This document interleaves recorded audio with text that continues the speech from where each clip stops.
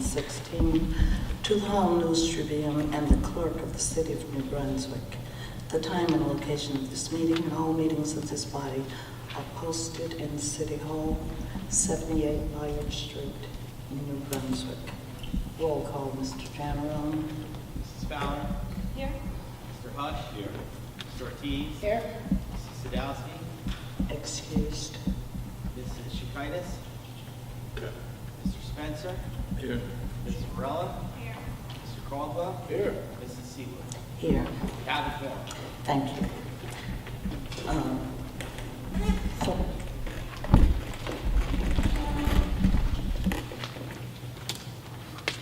Ready to salute? I pledge allegiance to the flag of the United States of America and to the republic for which it stands, one nation, under God, indivisible, with liberty and justice for all.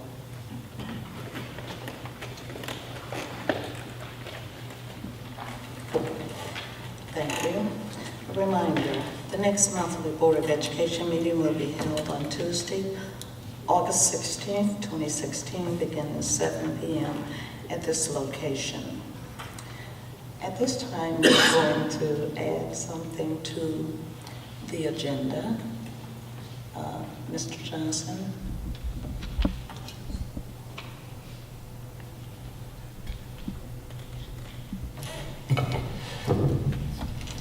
At this time, we would like to defer to Ms. Fowler. So with a heavy heart today, I am resigning from the Board of Education. I want to thank my fellow board members for their guidance and support in my decision to resign. It was a great honor to serve alongside such a committed group of individuals with a vested interest in the success of our district and our city. I am grateful I had the opportunity to bring about positive change in this district. One of the decisions which I'm extremely proud of is the appointment of our new superintendent. I am sure that he will continue to contribute positively to the success of our city and our district. Although I am saddened to be stepping down, I will continue in my commitment to the city and remain an active member of our community. I look forward to serving alongside of you again in the future. Thank you so much.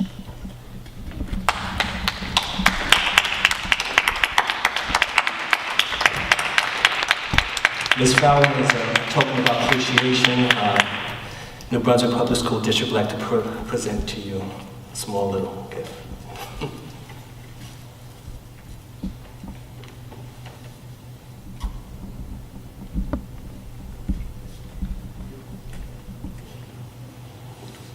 I would now be excusing myself. Thank you.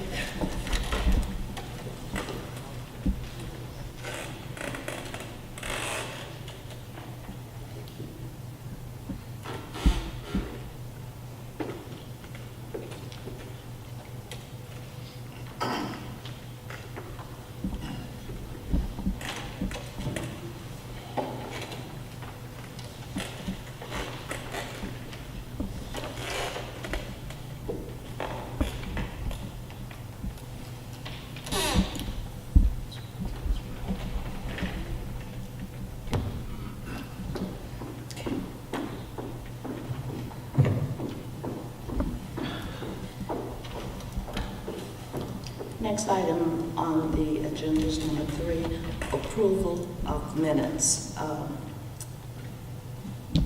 Can we have one motion? Yes. May I have a motion for approval of the June 16th, June 21st, and June 30th meetings?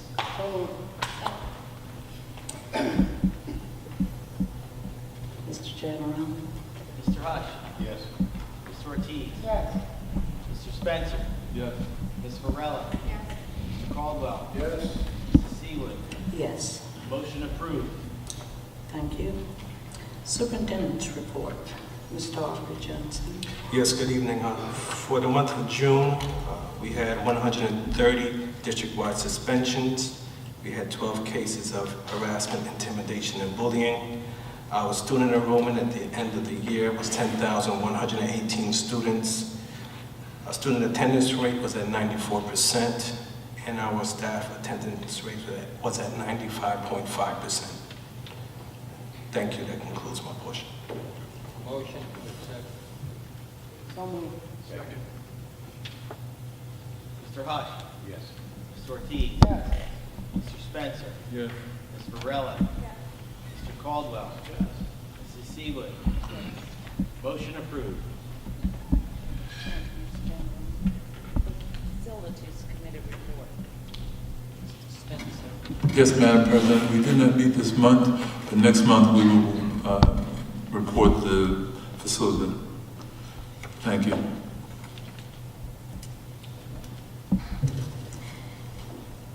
The Policy Committee report, Mr. Ortiz. The policy committee did not meet, Madam President, so there's no report to give this month.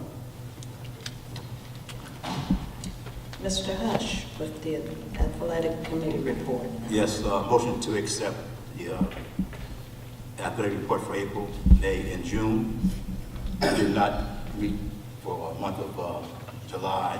And also bank reconciliation, a motion to accept. Move to accept the resolution, the financial report. Oh, this is athletic. Athletic. Athletic. Second. Mr. Hush. Yes. Mr. Ortiz. Yes. Mr. Spencer. Yes. Ms. Varela. Yes. Mr. Caldwell. Yes. Mrs. Seawood. Motion approved. Next is the Curriculum Committee report. Mr. Ortiz. Yes, Madam President, the curriculum committee did meet. We had no presentations at the time. We did have discussion on some revisions to curriculum for 6th, 7th, 8th grade, sciences, math, and advanced sciences and math. And we also had discussion on the talented and gifted 4th and 5th grade program. We had some questions to ask about how the program's going to be run, how our kids are going to be selected to be in the program. And so there was interaction there. Other than that, there's nothing else to report for that.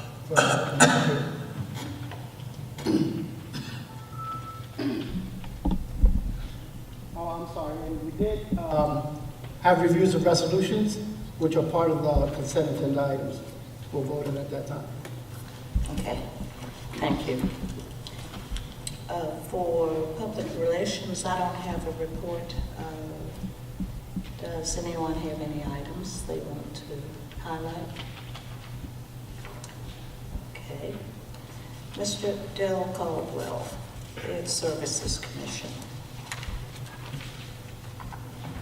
Thank you, Madam President. I have no report this month.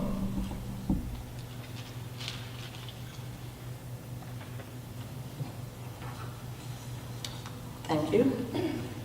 Now it's time for the President's report. I actually have not prepared anything. However, just for the record, I want to highlight the thought that words matter.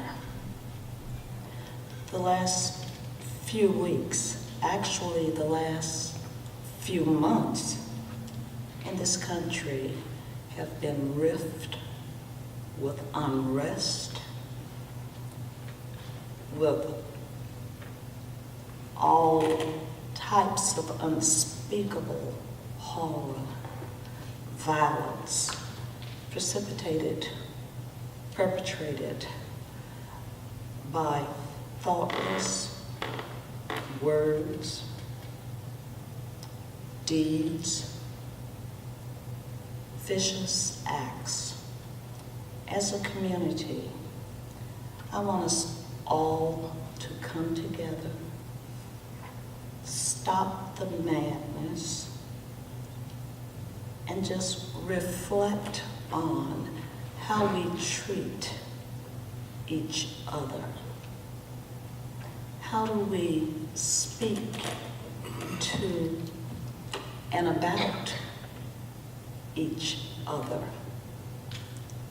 All persons are to be treated with dignity, honor, and respect. So watch how you speak to each other. A little kindness goes a long way. And there's no way this country is going to come together unless we start recognizing the inherent worth of all humanity. As a board, we have come a long way in the last 20 years, and I have been here almost 20 years. Many of the changes that have been implemented are a result of our direct appeal to the administration and the staff to treat our students as if they were, in fact, their own children, worthy of the highest honor. One, I never use the words that we're an urban district. For a woman of color, I know what that buzzword means. We don't have to tell our children that we are a poverty-stricken school district. That doesn't give any positive message to our children, to our students, that they can achieve. They do have dreams, and we are here to make sure we do everything we can to support, to give guidance, to further the educational process. And the last thought I want to leave with you is the fact that support and approval are not the same. I support you, even though I don't always approve of your behavior. But I support your rights. And that's my message to you this evening.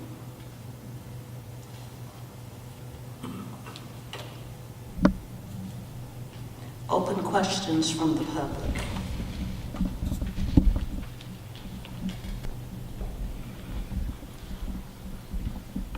Hi, I'm Linda Stork. I was working, I live on the Boulder. I wanted to know about the 4th and 5th grade gifted and talented that you said you had spoken about in the committee. Is that like the program was before, where kids come from all over the district and there, in a self-contained classroom, or is it a pull-out program? Or is that what is changing?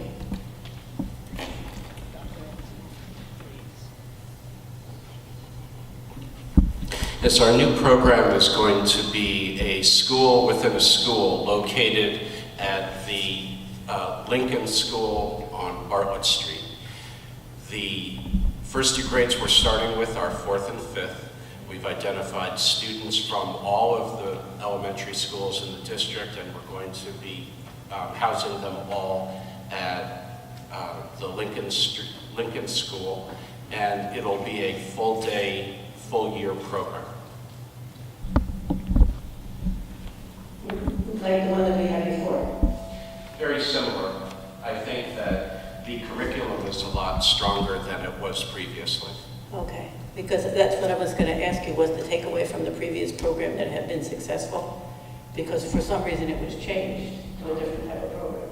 I think it builds upon and improves upon what we had before. And is superior to what's in place now. Okay, thank you.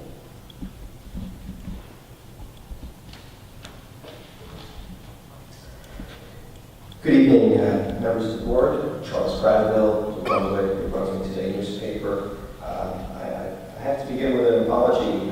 I really regret that I waited until today to contact the Middlesex County Office of Health Services about getting lead tests for the blood of the children who might have drank the contaminated water in the schools. And unfortunately, the answer I got was that they only offer free testing for children under 5. But if I had reached out before the end of June, they would have been happy because they had a grant and they wanted to test as many people of all ages as possible. And I would suggest that I regret not calling sooner. And when I'm done with my remarks, I'd like to hear from the board on why no one at the board reached out to the county.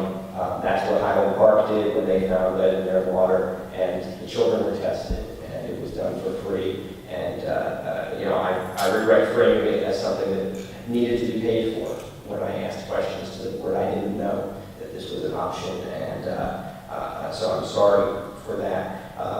I'm glad you mentioned that you've been on the board for 20 years, because I know that means you were there in 2005 when the EPA teamed up with the schools to do testing. And I know that, I guess 1, 2, 3, 4, 5, 6 different schools, I think, had lead in the water. And I wanted to ask, when that happened, did you notify the staff or parents when you identified the problem?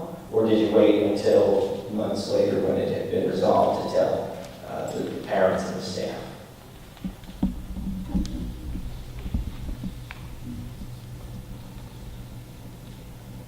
Thank you. We'll take your comments under advisement. I'm not going to answer any questions on that issue at this time, Mr. Rao. Okay, so you were here on the board, but you won't say whether or not when you told people about it. Okay. Well, in light of that information, you had information. There was not only lead in the water at the Lincoln School, but also here at the McKinney School, near here, 5 faucets. One as high as 35 amount of lead. 6 faucets at the New Brunswick High School, which is now the middle school. 38 was the highest. 3 faucets in the Roosevelt School, 45 is the highest, and then 4 faucets, 51 the highest at that's Lincoln School, which was actually revisited in 09. And then Livingston School, 2 faucets as high as 52, and then Woodrow Wilson, 4 faucets as high as 53. Why didn't you insist on doing follow-up testing in future years? What happened was Lincoln School was tested again in 2009, and Mr. Janro mentioned that was because there was some work being done in the school.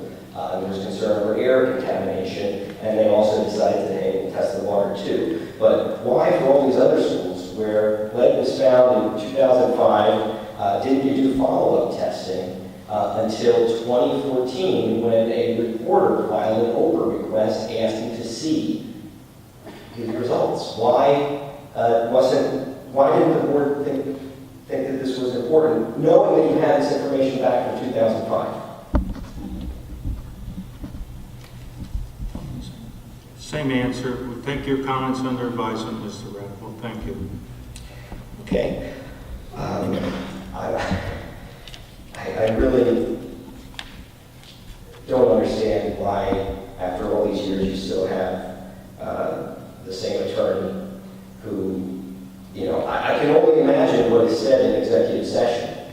Why wouldn't the board immediately seek to remedy any health problems that had been caused from the lead? Highland Park did it, other districts did it. It just makes sense. When you find it, you should offer testing so the students can get it. And it took a long time to even get any type of answer out of the board as to why not. But as early as May 5th, Mr. Hendricks, your attorney, was outright saying no. And so I can only imagine that the clause, the reason, must be that you don't want to make the case for any civil by saying that you tried to remedy the problem. But in fact, what you are doing by being negligent is making any civil suit case against the district stronger. You're actually doing the opposite of what I suspect you're trying to do here, and it's really, people's health is at risk here. I don't know why you wouldn't just contact the Middlesex County Office of Health Services, make arrangements to make a day of it, and let anybody who wants to get a test get a free test.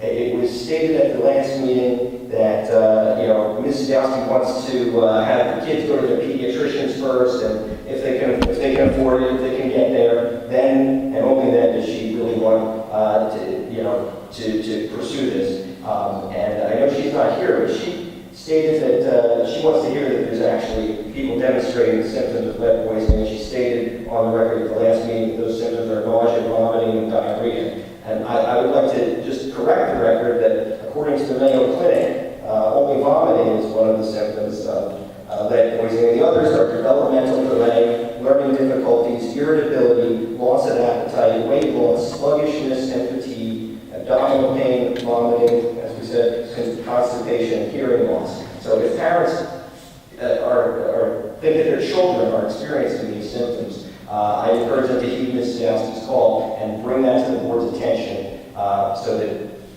we can get moving on this. And I would like to hear from the board why. What is the logic behind not simply offering this service to people who might have been poisoned? Why won't the board do this? It just seems like the right thing to do here.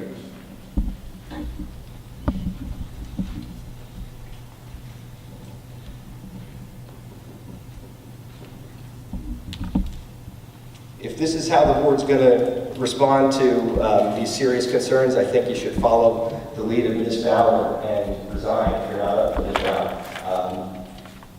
I've said my piece here. You guys know that this is a problem, and I didn't hear anything. I heard the facilities committee didn't even meet, didn't bother to have a meeting while this is going on. I didn't hear anything about this proactive attempts to address the faucets that were exceeding 15.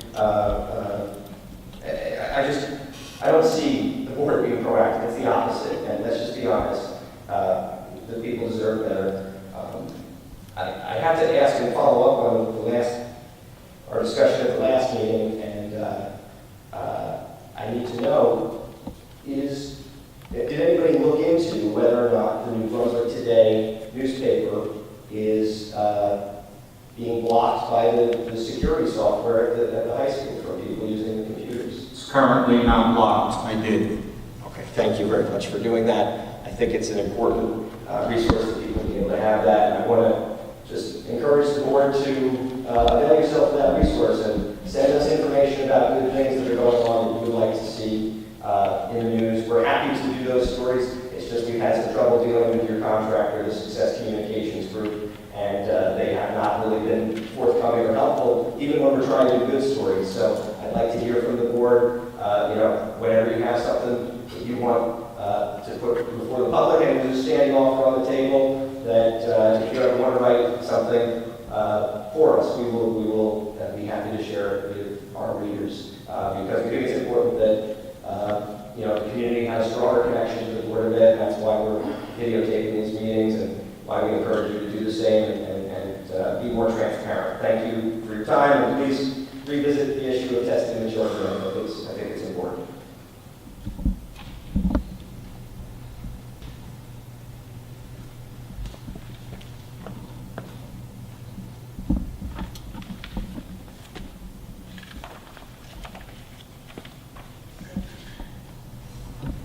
Consent agenda items A through AN. Resolutions, could I have a motion?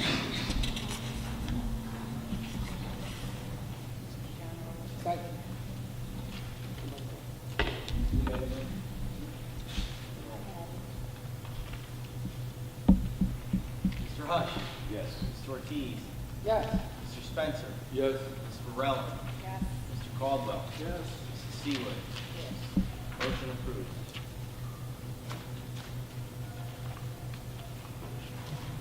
Thank you. The Finance Committee report. Oops. Who's on the Finance Committee with?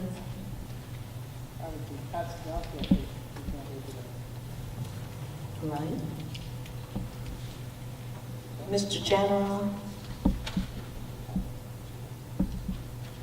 The finance report you have in front of you has May's financial report and the bills list and the year-end transfers that so those was what I shared with you before. So there's no resolution on it. Okay. We need a motion to approve. Yes, I would do that. Yes. So moved. Second. Mr. Hush. Yes. Mr. Ortiz. Yes. Mr. Spencer. Yes. Ms. Varela. Yes. Mrs. Seawood. Yes. Motion approved. Okay. Yes. Mr. Caldwell. Skip right over. Full on bridge? Bridge? Yes. I abstain on page 1. So noted. Okay. 15. Resolution for a closed session. Whereas the Open Public Meeting Act provides that certain matters of the public body may be discussed in closed session, and whereas the Board of Education intends to discuss matters as follows: personnel matters, and 2, matters of attorney-client privilege. Now therefore be it resolved that the aforesaid subjects shall be discussed in closed session by this Board of Education and administrative staff. And the minutes of said closed session discussion will be made available to the public when the reasons for the non-disclosure in accordance with the Open Public Meetings Act no longer exist. Motion, please.